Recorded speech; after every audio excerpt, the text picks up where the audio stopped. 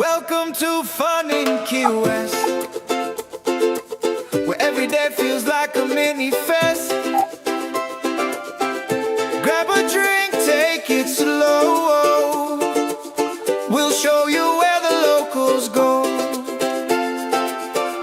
Food, fun, and stories to tell. Hidden gems you know so well. Your Key West experts here to say it's fun in Key West every day.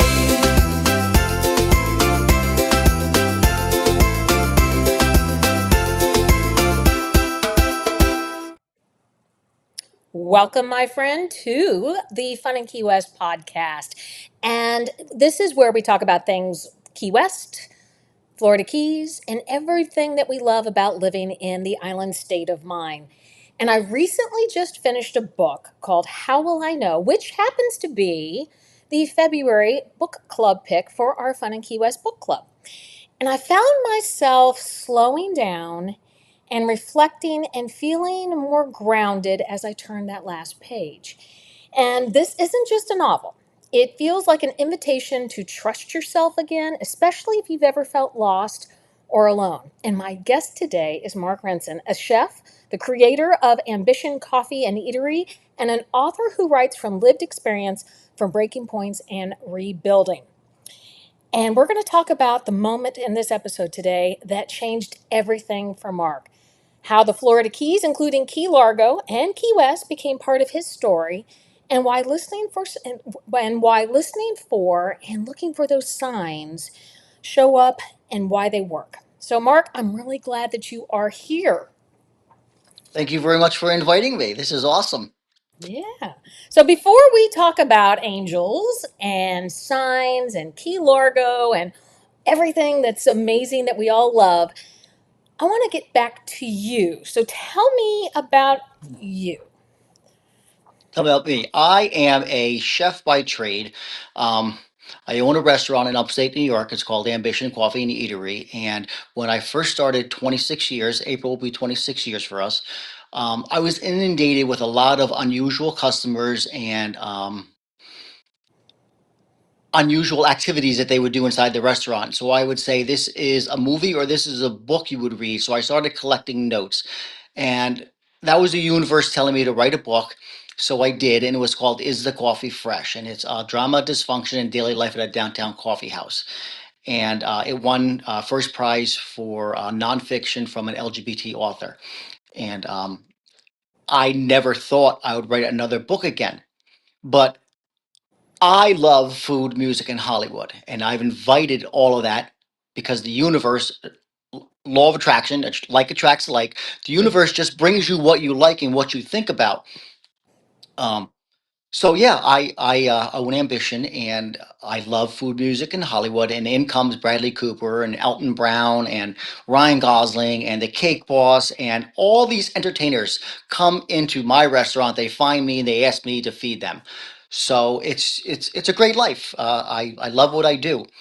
And then 2012, we lost somebody, or at least the world lost somebody dear, which was Whitney Houston. Mhm. And then later in 2012, I got this little like premonition voice in my head that said, write a book, call it How Will I Know, and use Whitney Houston as a guardian angel. And I was like, I love that idea because it's everything who I am, food, music, and Hollywood. I'm like, but how the heck do you write fiction? Because I wrote nonfiction before. Right. So that was the challenge.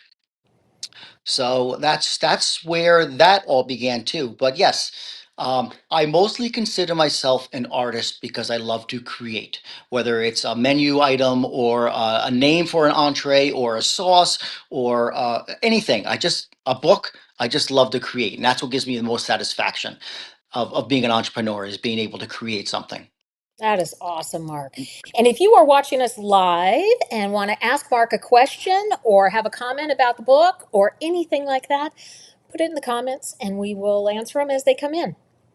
So it sounds like you have been a storyteller along the way and for a long time. It just took you a while to put them into storybook form. So, from doing the cafe, writing the stories, I think it's storytelling when you put together a menu and those expectations. Is when you started to write, How Will I Know? Was it designed, or was it just me when I was reading it, to be a self help book in disguise? It was not designed that way. It's taken many forms. It was not designed that way when I wrote the book. Um, it was designed for a man to fall on hard times and meet his guardian angel, Whitney Houston. That was the true design of it. Hmm. But the spiritual element happened during COVID because I started writing the book in 2016. I wrote like 18 pages. And then I got married in 2017. We got married at Snooks Okay. in Key Largo there Hmm. in 2017. So I didn't write it all in 2017. 2018, I wrote another like 18, 20 pages. 2019, the same thing, 18, 20 pages. So now I have like 60 pages of a book. And then COVID hits and I have a lot more free time on my hands. And so I was able to finish the book. But I realized that as I was finishing the book, I, s- because I didn't know how to write fiction, Hmm. I started pulling from my life's events Hmm. and who I am as a person. So everything that I believe in was getting thrown into Michael Monroe. And I didn't realize, I'll be honest, truthful, I did not realize I was doing that until I finished the first rough draft, which was in November of 2020. And I said to myself, this isn't what I expected, but I love it. I absolutely love it. And I kept telling my husband at the time, I wish I wrote this book. He goes, you did. I was like, I know I did. You Because did. whenever I read books that I love, I always tell my husband, I wish I wrote this book. I wish I wrote this book. So of course that's just something between me and him where I say, I wish I wrote this book. He goes, you did. I was like, I know I did. And what's really nice about it is, as I started to read more about your story, there's a lot of you in Michael. Yes, yes, And so you wrote a blog post about that breaking point that you had in, what was it, January of 2010? You had a breaking yes, point, and yes, yeah, it's very reminiscent when you read that blog post that you put out there, that experience that you had in 2010 is what Michael experiences in the book. yes, And yes. it's, can you give a little bit more background on what happened and where were you at in 2010? Okay. Well, we'll back up a little bit more. My aunt owns a home at mile marker 94 in Key Largo, and we were using her home since 2003. And so every year over past Christmas and New Year's, for 2 weeks, we would spend it down at her house. And that went on until 2014 when she fully retired and said, you have to get out, find your own place. And so we ended up, fortunately, finding a place that we absolutely love, which, I write about it in the book. But 2010 was the middle of the banking recession. Mhm. And with all small businesses in the world, everybody was struggling. And I was struggling myself. The restaurant was $80,000 in debt. I was bouncing payroll. It was a horrible experience time for me. I went down to the Florida Keys for our annual vacation because all it really was a plane ticket. I was able to use the house for free. And I cried my eyes out to the Florida Bay. And I just said, oh, I'm going to cry now. I said, God, if this is what you want me to do, you have got to help me because I can't do this anymore by myself. And I just cried and I cried and I just, and then I'm sitting there like Michael does in the book, I'm sitting here at this table and this wind just starts blowing. And then the voice in my head said, the wind, that's me, I'm here. Dude, you just gave me chills. I come back from Key Largo. It's January 15th, somewhere in there. I'm not exactly sure. It's now 2011 because we went down in 2010. We had New Year's. It's now 2011. And within 15 days, every $80,000 debt I had was either resolved or put on a payment plan that I could easily afford. I don't know how that happened in 15 days. Oh, and then I got the contract for my first book, which was published in 2011. Is the Coffee Fresh? That publisher said we want to publish your book. That came out in October of 2011, and 2011 is also. Oh my god! Oh my god! 2011. This key right here. Mm-hmm. I'm in downtown Memphis. My husband and I, it's June of 2011. We're in Memphis. This key is on the ground. I walk past it. The voice in my head says, pick it up. So I pick it up and I'm thinking about it. What should I do with it? What should I do with it? My husband gets on the downtown trolley. I want to go to the back. He goes to the front. I follow him. There's a gold necklace right there on the ground that I sit down. I put the key on the gold necklace. 2 weeks later, after finding this key, Bradley Cooper walks into my life and says, feed me a paleo diet for 7 weeks while I film the movie The Place Beyond the Pines. Feeding Bradley Cooper changes my complete life. I mean, the way I'm perceived as a person, the way I'm perceived as a chef, the way my restaurant is perceived by the public, changed my financial stability, changed my reputation, changed everything. 2 weeks later, after I found this key, that God said to pick it up and it's going to open the doors to your future. Oh, so that's what happened at the Florida Bay when that breeze started happening and the God said, that's me, I'm here. So that was that experience in 2010. That's amazing. And you've given me chills. I'm telling Yeah, you, you've given me chills. yeah, yeah.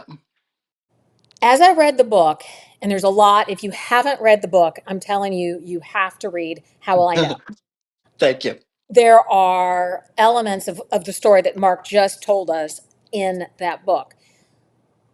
Do you think that your experience and how you have Michael work through all of that gives the reader the impression that they don't have to hold on to everything, that you are giving them permission to let go and just trust? If I'm doing that, that's fantastic. That was not my intention, but yes, I believe that. I believe it's okay to fail. It's okay to try and it's okay to fail. Because we learn from our failures, and that's what Michael does. Michael just fails. He fails and he fails and he fails. And his biggest problem is he has no confidence, and that was, I guess, I didn't write that in the book too, but that was always my issue as a person. As a young kid, I wanted to be a Michael Jackson or a Prince or a George Michael, but I did not have the confidence as a kid to become a music star. So mom saw my ability to cook and she says, you're going to culinary school. Hmm. Again, Olivia is not my mom, but Olivia is my grandmother. My grandmother treated my mother the way Olivia treats Michael. Yeah. So there's true aspects in all the characters. But my mom saw my instincts as being a chef, and she says you're going to culinary school, and like, oh, you don't challenge mom, you go to culinary school. Well, I definitely made good on that, but You've done well.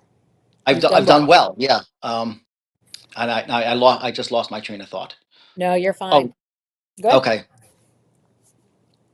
I'm trying to throw a lot in here, and I'm trying to go back and forth to try to answer your questions. Whew. Some of them are pretty emotional, at least with me, at least the way I No. write. It's very emotional because I'm pulling up a lot of memories and whew, sweet baby Jesus. But that's how I felt when I read the book. Okay. Was I think there's an aspect of Michael in all of us. All of us Yes. struggle with confidence. All of us struggle with self-doubt. All of us struggle with, um, just self-destruction, Uh-huh. putting us ourselves in positions where we know we won't succeed, so we can say, "See, I told you I can't do that." Right. And I think a lot of us resonate with Michael, but I love the fact that you give him a guardian angel. Now, I truly believe all of us have one. Do we Yep. listen? Probably not. Correct. But walk me through why Whitney Houston is the guardian angel. I'll be honest with you, I believe she picked me. Hmm. I My husband and I went through holistic classes, New York accredited holistic classes from 2006 to 2015. from 2005, 2004 to 2008. That's when it was. 2004, 2008. And we got a New York State credited I am a psychic medium. So um, I'm not certified because when you're a certified medium, people come to you and they want you to fix their lives. Mhm. Wait, I got something. They want you to fix their lives. I don't want to fix anybody's life. I have enough problem with my own life. I don't need to fix anybody else's life. So I don't give mediumship readings. But in turn, what I did is I learned how to understand my ability, my psychic, and we are all psychic. Mhm. The biggest thing is just hiring your vibration to hearing that higher voice in you telling you what to do. And that's one thing that I've learned with myself, how to listen to that higher voice. And I heard God that day at the Florida Bay, and I heard God tell me to pick up the key. And Mhm. um, during COVID, God told me to, I make bread pudding muffins at the restaurant, and God told me to take my bread pudding mix, add Bailey's, Mhm. and make a muffin. And I write about that in You How do. Will I Know? Mhm. It's I call it a boozy muffin. Well, I did it, and it was a week before St. Patty's Day, and I'm saying to myself, I don't know why I'm doing this. You know, this is stupid. We're getting shut down. The entire country is getting shut down in 1 week. Well, I did it. Everyone was stuck at home, Mhm. quarantined, and it went viral on social media. And I was shipping my muffins all over the country, and those muffins saved my restaurant just Yep. because I listened to that voice that said, make them use your bread pudding, put Bailey's in it, and make a muffin. And again, it's something so simple, just a little tweak, but just listening to that higher voice, whether that's God or my guardian angel, I don't know. I call it God, but it could be my guardian angel. I don't know. But that voice is what came to me and said, write a book, call it How Will I Know, Mhm. and use Whitney Houston as a guardian angel. And the funny thing about it is, as all the movies that have been made about Whitney Houston since she's passed, not one of them was called How Will I Know. So Oh. yes. So tell me, I don't know. There's also, I believe in dreams. I believe we get a lot of information from our dreams, which is why Michael has so many dreams in those books, in the book. And Whitney came to me in several dreams. And one of these dreams, she came to me. She gave me a concert ticket, and this is literally the dream. And I'm thinking, I'm saying, Whitney, Whitney, you're dead. There are no more concerts. 3 years later, the estate puts on the hologram tour. And I'm like, oh, this is what you were telling me, Yeah. that there is going to be another concert with you. So um, I would get stuck writing the book. And I was like, okay, Whitney, what do I do now? What do I do now? And I wrote this line in that book. It kind of gets lost, but she goes, you know what to do. Mhm. Nope. Yeah. And you know what? The truth is, we know what to do, but we don't want to do the truth. And the truth was, I was stuck and I needed professional help. And the only professional help I could think of was to call Bradley Cooper. And Mhm. I did not want to call Bradley Cooper. I had fed him in 2011. I haven't talked to him in like 9 years. You know, he's not going to remember me from Adam. But I got up the courage. I called him and he answered all my questions. And he says, just go forward with it. You're okay. And he said, but what you really want to do is hire a really good copyright lawyer. Yep. And that's what I did. And his every time I got stuck, Whitney would say, you know what to do. And I did what I didn't want to do. Yep. And that's how I got through. And that's how most people need to get through it. They just need to keep pushing. They got to push past that resistance of fear. And a lot of people are too afraid of the fear. Mhm. Yep. Yep. So, so Yep. I hope you talk about that in the book, and I truly hope that that comes across in the book. I don't read that in the book, but then again, I'm probably reading it from a different set of eyes rather than how you're reading it, because I'm almost reading it as a fairy tale, not so much as a quote quote spiritual book. Mhm. But my purpose for writing this book was to write a fun book, which is why there's no rape, there's no forensic, nobody dies, nobody breaks up. Well, there's a little breakup, but it's it's a fun breakup. Don't break up. Um, it's not your classic. They get together, they break up, they get back together. Yeah. It's not that classic. No. No. And that's what I So, liked about it is it's a feel good book. Like you say, it has the fairy tale elements to it, but there's that underlying theme of I know what I'm supposed to do. And yeah, this is and I think if you're ready for the message, it'll come through. Yes. And I think I was ready for it because it spoke to me. It really did. And I Beautiful. Thank noticed you. throughout the book that you put a couple Easter eggs in there. You talk about Michael reading your first book in the Oh, book. yes. Yes. Not that didn't Yes. go unnoticed. Okay. And the boozy cupcakes, those are in there. Yep. The boozy muffins are in there. Yep. Yeah. Or yeah, boozy My muffins. restaurant, my Your restaurant restaurant. ambition is in there. Yep. Yep. So tell me a little bit about ambition. How did you come? Ambition to me, after talking with you for this amount of time, ambition seems to be a title that I wouldn't expect from you, but I think you define ambition a little differently. Well, you probably would expect a title because a title is taken from Dolly Parton's song "Pour Myself a Cup of Ambition, Yawn and Stretch and Try to Come to Life," which is why, of course, Michael Monroe's mother says, "Oh, you love Dolly Parton, call it Hello Dolly. You love Right. her." I have loved Dolly Parton my entire life. I love that movie. I was able to meet her in 2004. I shook her hand. She is exactly who you want her to be. Just as beautiful, vibrant soul, this energy, so happy for you. And I told her about my restaurant and how it's named after a song, and she was so happy for me that she inspired me to do that. So my restaurant ambition is, of course, named after Dolly Parton. Um, but I don't know how well familiar with the Keys, but Mhm. at Mile Marker 99 is Mrs. Mack's Cafe, the original one. It's got a Mhm. lot of license plates, old school vibe in there. That's probably would best describe ambition.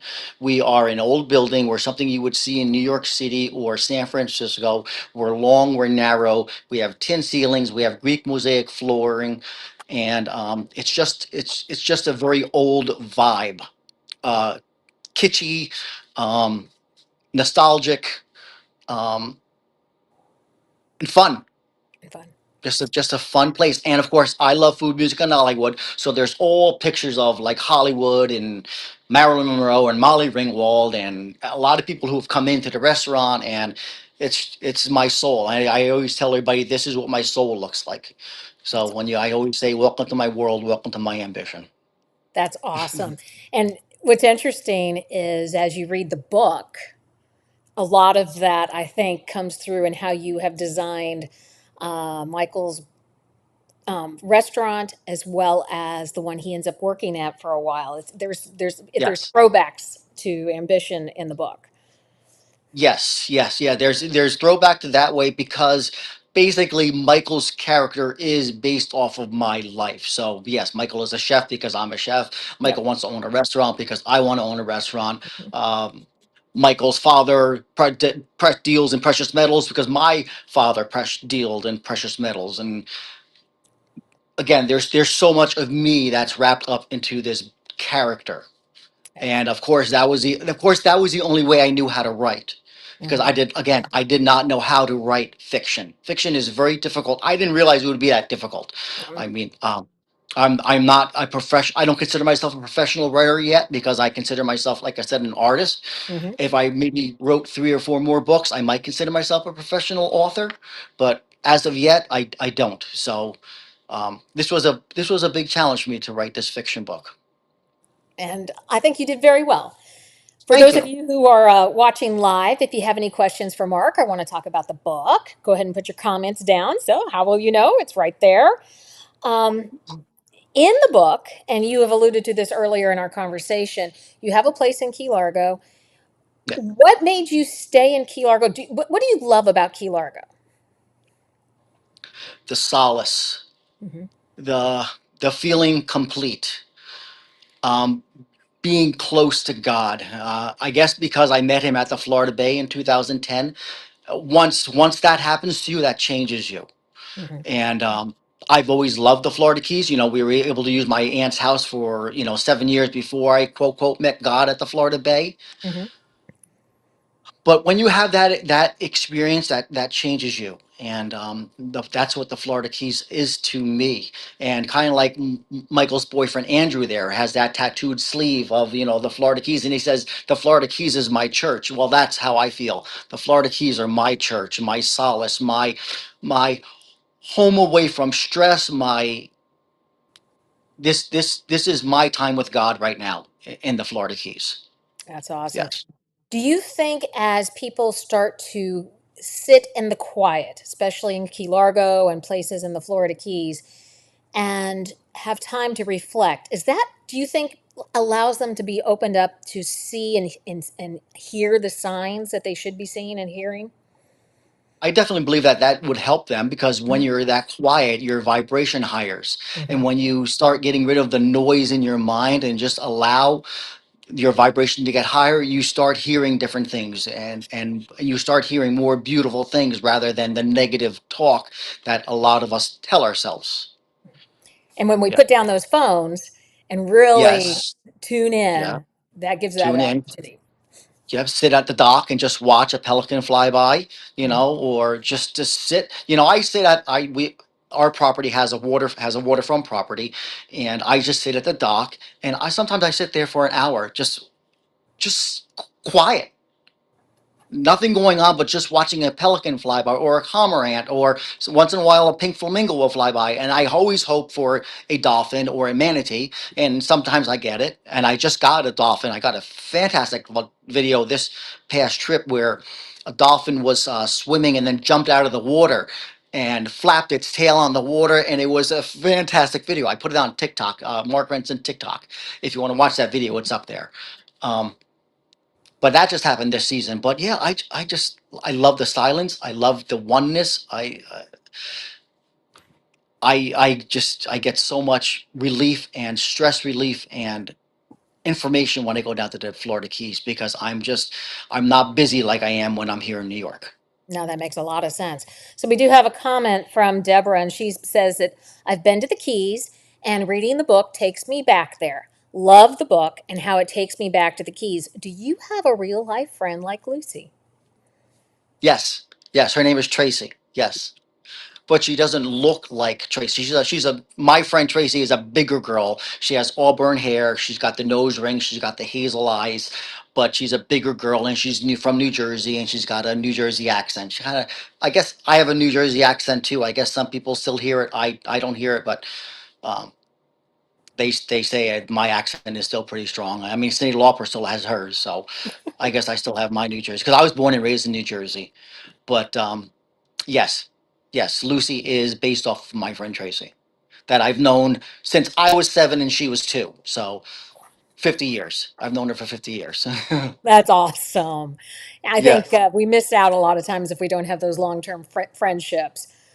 So, I'm going to switch gears a little bit on you. What's your Okay. favorite place to eat in Key Largo, and what's your go to meal? Um, Favorite place to eat is Keys Bite, Hmm. and I love the steak a la Mexicana. That's my go-to. I And I, always tell Greg, my husband, just mhm. before we leave for the Keys, I always tell him, "Will you buy me steak a la Mexicana when we get down there?" And he always says, "Yes, I will buy you steak a la Mexicana." So that is definitely our go-to. But that's also a vibe that we like. We Hmm. like a Keys Bites vibe. We like a Mrs. Max vibe. We like a more locals vibe more than a tourist vibe. No, I get that, and that restaurant and that order is very familiar if you've read the book. Okay, yes. Yeah, Yeah. see. As you head down to Key West, Uh-huh. in Key West, do you have a go-to place that you like to eat and an order that you have? My husband loves Blue Heaven. Okay.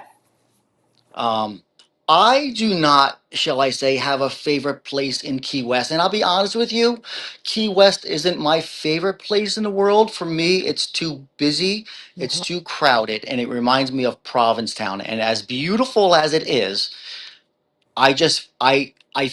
I feel like I'm stuck. I'm stuck down there. And I love Key Largo because I can go up to Miami or I can go down to Key West. I don't feel stuck like I am in Key West. Um, so for me, it's a little claustrophobic to be down in Key West. I enjoy going to Key West. It's beautiful. I love it, but it's not my favorite key. So do I have a favorite place? No, but I also like Lottie Dawes. Ooh, I like that. Um, They have a really nice brunch. Pepe's. I like Pepe's. Yeah. I'm trying to think of the places I've been to more than once. Um, there used to be a Kelly McGuire bar there, Hmm. but I don't think she's there anymore. Nope. We've been there. It's Sorry. first flight now. It's first flight in Okay, yeah, we've been Panhandle. to that place several Yep, times, but no, I don't eat that much in Key West. that's fine. Um, Jimmy Buffett's Margaritaville, we'll stop in there every now and then. Right. We usually do, unfortunately, stay when we're in Key West on the main strip because that's what our friends want to see. They want to see Hmm. Duval Street. So I Yep. guess that's one reason why, it's for me, it's just like, okay, here we go again. Hmm. Here we go again. Um, but I do love Mallory Square and I love being down there at the sunset and the street vendors and all that. Yeah, and it's magical that no matter where you are on in the Keys, that you can experience sunset, and each location has its own vibe for sunset. Yep, And that's one of the things I do like about Key West. And you're right, Duval can be a little bit hustle bustle, and I always tell people to go a few blocks off of Duval and go experience the real Key West. We just did exactly. a podcast last week about Marathon and how Marathon can be like a base for you to be in the Keys. You can go up to Key Largo, you can go down to Key West, but you have the quiet and the more conservative, evenings in Marathon than you do in Key West. But no, it's one of those things. And as we've had comment already. People are transported back to the Keys because of the story, because they can relate to being on that drive, being in that Jeep, exploring Yep. the idea of seeing the water, sitting out on the dock, experiencing one of my favorite wines, which happens to be Pinot Grigio. Oh, And okay, yeah, nice. it was like, I'm telling you, I fully resonated with the book. Okay. So it's been a beautiful read, and if you all have not read it, you really need to pick up a copy. Read the book and let me know in the comments if you've read it. Let me know if you haven't read it, when you are going to read it, so that we can let Mark know that you're going to be reading that. As we get ready to close up and end our conversation, I'm going to give anybody else an opportunity to ask a question. But as you alluded to, signs are out there everywhere. You have the key, you have the necklace, you have the dreams. What, as as you alluded to, what are some things that people can do to be aware of the signs, and what should they be looking for? Is it just coincidence that the song comes on the radio, or is it a sign? Well, that's what we're taught. Humans teach us that things are coincidences when really they're not. When something is trying to get your attention, it will appear over and over and over again until you realize it is not just a coincidence. Um, And that's when you have to start trusting yourself that I'm receiving this for a reason. I'm receiving this because this is an answer to a question that I asked. Now, what question that was, I don't know, because all of us ask, the universe for 300 questions a day. I Hmm. want 300 things today. So what sign or symbol is this for? So what I do is when I have a really pressing question that I want the universe to answer me, I always say, give me this sign. And I tell the universe what sign I want for this question. And most oftenly, I get that sign that day or the next. I get my affirmation. And that's how I know that I'm on the right track. And if I don't get that affirmation, then I know I'm not on the right track. Okay. So that's what works for me. I don't believe, even Whitney says in the book, there is no such thing as a coincidence. I don't believe in coincidences. If you're meant to hear "Nothing's Gonna Stop Us Now" by Starship on the radio, you were meant to hear that. Um, I just recently had a book signing at Books and Brews there at the Florida Keys Brewery Hmm. on January 25th, and my husband needed to get something at Walmart. As we're driving up to Walmart, Whitney comes on the radio with "So Emotional." Now, come on, come on. So I told Greg, this is a sign I'm going to do well today. So I ended up doing really well at that book signing at Books and Brews because Whitney was there. I'm at mile marker 94. We're going down to mile marker 91. It is 11 miles. For that song to come on and that 11 miles is almost nearly impossible. That is not a coincidence. That So Emotional by Whitney Houston comes on a Florida Keys radio. That's not a coincidence. Oh, So yeah, those are signs that I receive, and I know other people receive them. They just need to trust that those signs are their answers. and I find that a lot of times in my life, whenever I'm trying to find, am I on my right path? Am I doing the right thing? And there's somebody who I really trusted their advice and they're no longer here. And I'm listening to the radio. There are songs that I always associate with that person. Right. And if I'm like, okay, am I on the right path? Am I doing the right thing? And their song will come on, and I'm like, okay, I Uh-huh. hear you. I'm doing good. Bam. Yeah, Yep. yeah, you're doing good. That's exactly it. And Yeah. then that fills your soul with like sparkle, shall I say, and it gets you excited to take another step. Yeah. And that's how you accomplish your dreams, is that little sparkle inside you that tells you to go. Keep going, keep going, keep going. You're on the right track. Keep going. Yeah. Yeah. So in the book, when Whitney leaves, or when she goes off to go into somewhere else, she leaves Sparkles. Is that why? Yes. That is why, yes, the sparkles. That's what I feel spiritually. I feel my soul sparkles whenever I get a sign, and that's also, people have asked me, is there going to be a sequel? I said, because that's the way originally I ended the book, without that last page that said, Michael went on to open up his restaurant, blah blah blah blah. That last page was a complete add-on that the publisher wanted, and I'm just like, I don't want to write 30 more pages, so Yeah. I wrote that, um, because the publisher says either you need to have a sequel or you need to end it. I'm like, well, here, take this, and that's what I gave them. Um, uh, but either way, I mean, Michael's restaurant is about to open up, Hmm. and Whitney Houston says, "I will always be with you." So she could very well come back and cause havoc in his New York City restaurant. You That would never be know. awesome. That would be awesome. So, how Yeah. much? One of the other questions I have for you, as we start to wrap up, is how much research did you have to do to match her outfits to the descriptions that you had, and where they were Oh my. placed? Oh my God. Years. I mean, again, I started this thought process in 2012. So from 2012 to 2016, I just thought about it. I was seeing her pop up on Facebook, on social media, all the outfits, blah, blah, blah. And then I started writing the book, and then I started watching Bobby Brown, Life with, Mhm. his reality TV show. Um, I started watching her concerts. I started getting her voice down, and how she spoke and how she called everybody baby. And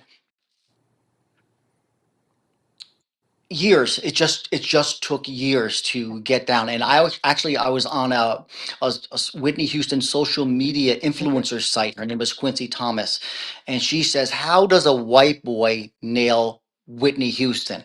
And I was like, Quincy, it was just years of watching her and what she did, and how she throws her hand with her palm open, and just years and years of just watching her. So that's how Whitney came through. And the I guess the dresses that I chose were the ones that I liked the most.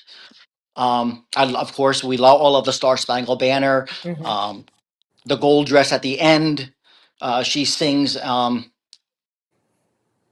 I think it was the 20th year of Arista. She comes out there and sings "How Will I Know," and I Want to Dance with Somebody, and she's wearing that gold dress that closes the book. Mhm. So yeah, there's just all the outfits that I pick are the ones that I think that most gay men, shall I say, and women love fashion, but most gay men love those outfits that I picked, and that's why I picked those. That's awesome. Yeah. So, what's next for Mark? Well, right now I'm gearing up for Restaurant Week, which is next week here in Schenectady County in New York, and we have a three-course price fixed meal for $30. It gets people into the restaurant. They Mhm. get three courses for $30, and that's next week. That's February 23rd to the 28th, something like that.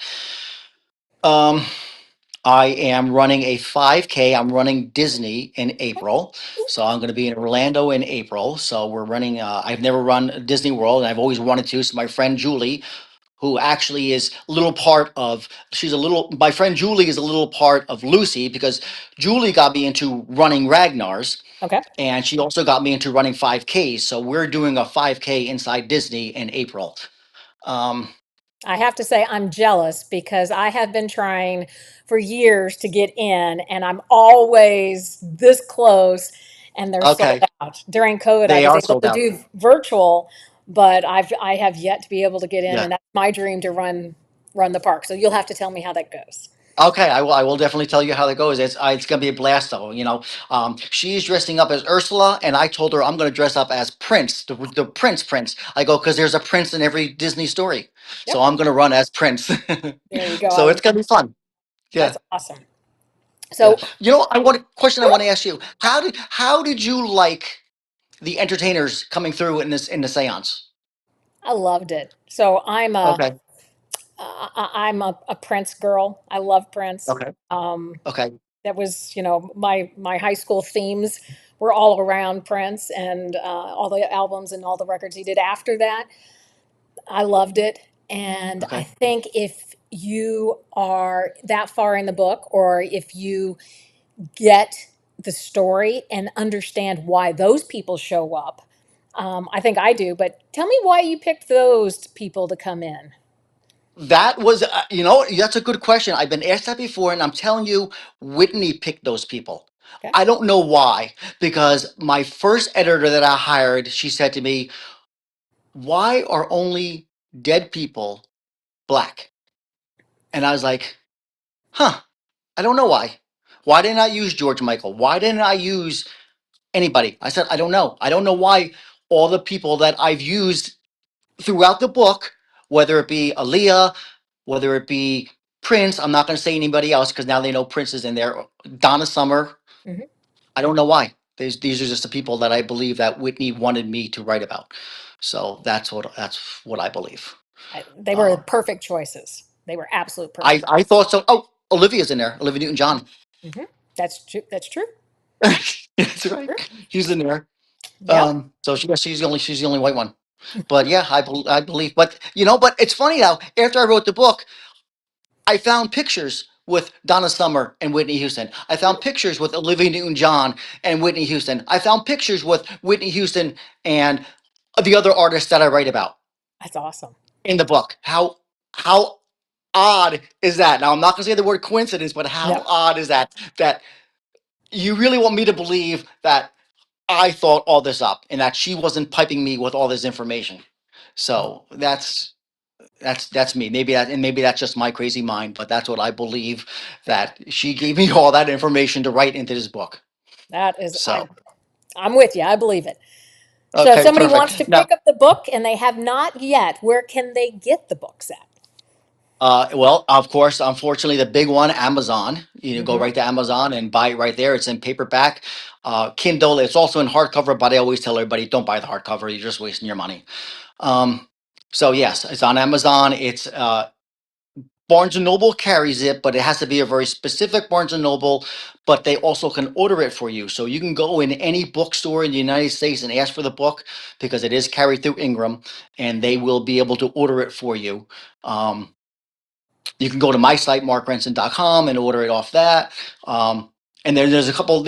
If you're in the Florida Keys, it's available at Shell World. It's available at the Owl Library in Marathon. It's available at Books and Books, and it's available at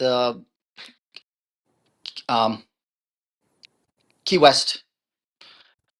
Oh, come Key on, West Suzanne. Island Come on, Bookstore. Suzanne. Oh, yes. Oh my God, I forgot her book name. Sorry, Suzanne. If you're You're watching, Suzanne, sorry. I love you, Suzanne. not a problem. So Yeah. I think everybody needs to check it out, learn more about Mark. If you are up in his area and have a chance to check out Ambition, I would highly encourage that as well. And I'm going to ask you one last question before we sign off. Yeah. What's one song that resets your spirit? Oh, I have a lot of songs that reset my spirit, but Whitney resets it, Donna Summer resets it, Cyndi Lauper resets it, Dolly Parton resets it, Cher resets it. Um, what's one song that resets it? Definitely. I want to dance with somebody. Just makes me happy, gives me good feels. Just makes you feel alive. I love I Will Always Love You Hmm. by both Dolly and Whitney Houston. Um, I just and I don't know. I love too many songs to just pick one. But since we're talking about Whitney Houston with this book, it would be I Want to Dance with Somebody, or of course How Will I Know. But I Want to Dance with Somebody because it's a little more faster than How Will I Know. Yeah, I Uh, get that. A little yep. more upset. I got it. Mark, anything left else that you want to let us know about, or anything else that you want to add? I don't believe so. You covered a lot. You asked me a lot of great questions. I hope people enjoy the podcast. I hope they read the book. I hope they love it. I hope they share it. And yeah, I hope it brings them happiness and joy. And I hope they smile and I hope they love it. Well, thank you, Mark, for joining me. Thank you, the listener and the watcher, for being part of this conversation. And as always, you can leave your comments below or reach out to Mark. He's left his contact information, and I'll have it in the show notes as well. And you guys have a great day. Thank you for joining us. And we're going to head out. Thank you. Thank you.